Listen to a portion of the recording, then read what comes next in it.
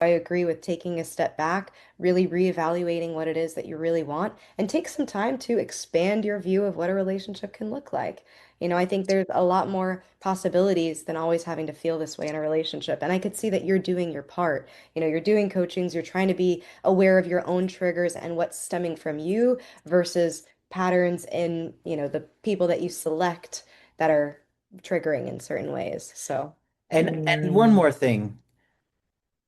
You've talked quite a bit about like being afraid of who you were. mm, Try to focus yes. more on who you want to be and who you are now.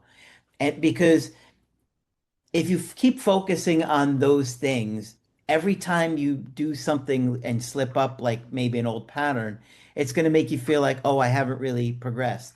Try and focus on all the areas that you are growing and you have made improvements and who you're trying to become, as opposed to constantly beating yourself mhm, up and comparing yourself to the mistakes you made with that other relationship.